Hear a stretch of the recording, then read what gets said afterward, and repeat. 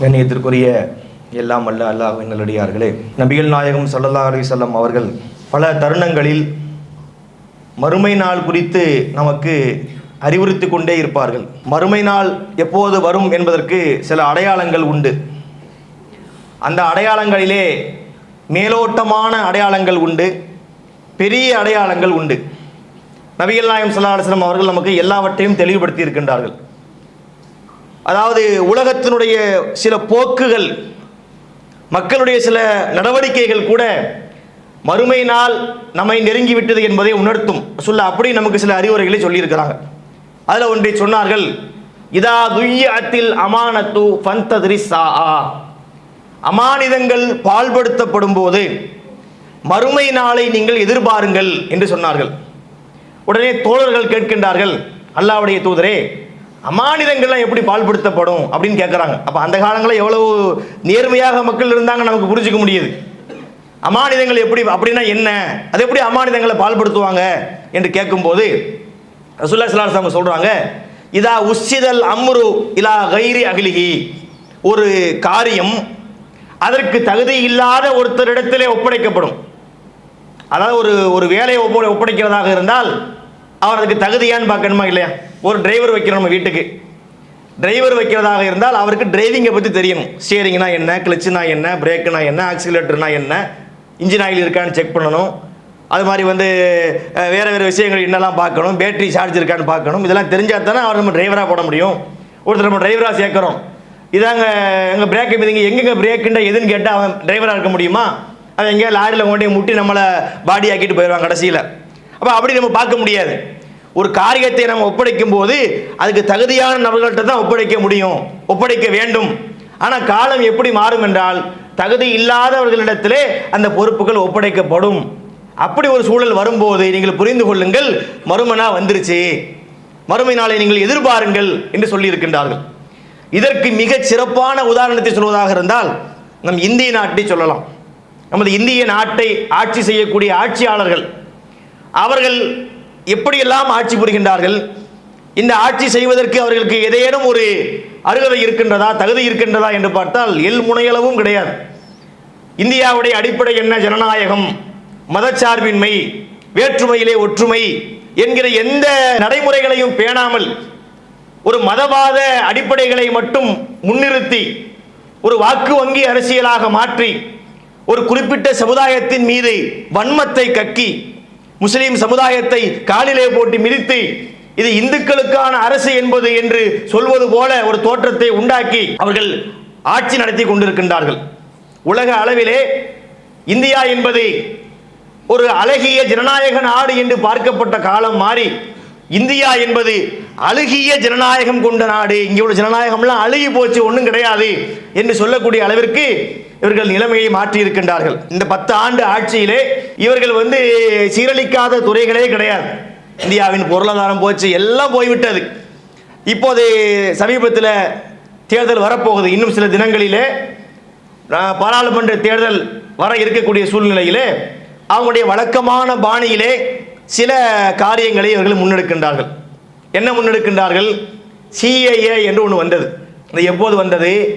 2019 வந்தது. இந்தியாவே ஆட்டம் கண்ட ஒரு போராட்டம். கடைசி வரைக்கும் இந்த ஷாஹின் பாக் போராட்டத்தை இவங்களால் கலைக்கவே முடியல. கொரோனா வந்த காரணத்தினால தான் அது அந்த மக்கள் கலைந்து சென்றார்களே தவிர அப்படிப்பட்ட ஒரு புரட்சியாக அது இருந்தது நமக்கு தெரியும். அப்போது வந்தது 2020ஆம் ஆண்டு முதல் அது நடைமுறைப்படுத்தப்படும் என்று சொன்னார்கள். ஆனால் நடைமுறைப்படுத்தலை. ஏன் நடைமுறைப்படுத்தலை? திட்டமிடப்படுது.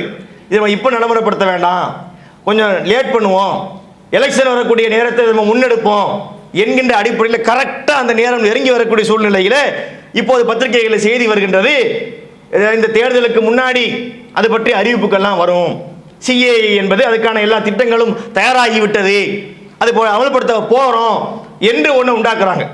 இதில் அவங்க என்ன சொல்ல வர்றாங்க? இந்த சிஏஏ என்பது முற்றிலுமாக முஸ்லிம்களுக்கு எதிரான ஒரு சட்டம். இஸ்லாமியர்களுக்கு இந்த நாட்டில் இடம் கிடையாது, இந்தியா என்பது இஸ்லாமியர்களுக்கு எதுவும் தராது என்ற ஒரு விஷயத்தை தான் இந்த சிஏஏ என்பது நமக்கு சொல்கிறது. அப்போ இதையே இப்போ முன்னெடுக்கிறாங்கன்னு சொன்னால் இந்த நேரத்தில் இந்த வன்மத்தை விதைக்க வேண்டும், இந்த மத பாகுபாட்டை நம்ம விதைக்க வேண்டும், மக்கள்கிட்ட உள்ள ஒருமைப்பாட்டை ஒற்றுமையை வெட்டி பிளக்க வேண்டும். அதுல வரக்கூடிய அந்த ரத்தத்திலே நாம் ஒரு காட்டாட்சி நடத்த வேண்டும் என்கிற அடிப்படையில் தான் இவங்களுடைய பார்வை சென்று கொண்டிருக்கிறது. அதே போன்று பாபர் மசூதி பஞ்சாயத்து போய் கொண்டிருந்தது. அதை போட்டு 60-65 ஆண்டுகள் 70 ஆண்டுகளை இழுத்து தீர்ப்பு சொன்னாங்க. அதுவே பெரிய அரசியல். சரி, தீர்ப்பு சொல்லி பிடிச்ச உடனே தோண்டி கட்ட வேண்டியதானே, கட்டலை. அதுக்கு தோண்டி அதுக்கு பயங்கரமாக வேலை செய்கிற மாதிரி காட்டி அப்படி தள்ளி முள்ளி இழுத்து கொண்டு இந்த எலெக்ஷன் வரக்கூடிய நேரத்தில் அந்த ராமர் கோயில் திறக்கப்படுகிறது அப்படின்னு சொல்லி உலகத்தையே நம்ம கவனத்தை நோக்கி திருப்புற மாதிரி ஒன்றை காட்டி அது பற்றி ஒரு அரசியல் போய் கொண்டிருக்கிறது. முஸ்லீம்கள்லாம் ஒரு பக்கத்தில் ஆதரவு தெரிவிக்கிற மாதிரி காட்டுறான். அது முஸ்லீம்களே கிடையாது. ஆனால் என்ன, முஸ்லீம்கள் என்று ஒரு பிம்பத்தை உண்டாக்கி இந்த ராமர் கோயிலை பற்றி முஸ்லீம்களே வரவேற்கிறாங்க என்பது போல ஒரு தோற்றத்தை உண்டாக்குறாங்க. இது ஒரு அரசியல் தான். இன்னொரு பக்கத்திலே பார்த்தால் முஸ்லீம்கள் இதை கடுமையாக எதிர்க்கிறாங்க. ரெண்டையுமே காட்டுறாங்க. அவங்களுக்கு என்னன்னா, எப்படியே நமக்கு ஓட்டு வரணும், இப்படி ஒன்று போடுவோம் அப்படி ஒன்று போடுவோம், எப்படி வந்தால் நமக்கு ஓட்டு தான். அடுத்து என்ன செய்கின்றார்கள், அந்த உத்தரப்பிரதேச முதல்வர் யோகி அவர்களை குண்டு வைத்து கொள்வதற்காக அது பற்றி ஒரு செய்தியை 2 பேர் பகிர்றாங்க. அது முஸ்லீம்களுடைய பெயர்களில் அந்த பதிவுகள் வருது. யோகியையும் கொல்லுவோம், ராமர் கோயிலையும் குண்டு வச்சு தகர்ப்போம் என்று அவர்கள் சொல்வதை போல ஒரு செய்தி பரவுகிறது. முஸ்லீம்களுடைய பெயரால் இது பரப்பப்படுகிறது. கடைசியில் பிடித்து விசாரிக்கிறாங்க. அது யாருன்னு பார்த்தா ஓம் பிரகாஷ் மிஸ்ரா என்ற ஒருத்தன், இன்னொரு ஆளு. அந்த மாதிரி ரெண்டு பேர் முஸ்லீம் கிடையாது, எல்லாம் அந்த சங் பரிவார கூட்டத்தை சார்ந்தவங்க தான், அந்த பட்டறையில் உருவாக்கப்பட்டவங்க தான். அவ இப்படி ஒரு பிம்பத்தை உண்டாக்குறாங்க. மொத்தத்தில் என்னன்னு சொன்னா, இப்படியாக எதையாவது பண்ணி மதவாதத்தை விதைத்து, அதாவது மனிதாபிமானத்தை இல்லாமல் போக செய்து நம்ம ஒரு ஆட்சியை பிடிக்க வேண்டும் என்கிற நோக்கத்திலே இந்த வேலைகள் எல்லாம் முன்னெடுக்கப்படுவதை நம்ம பார்க்கின்றோம்.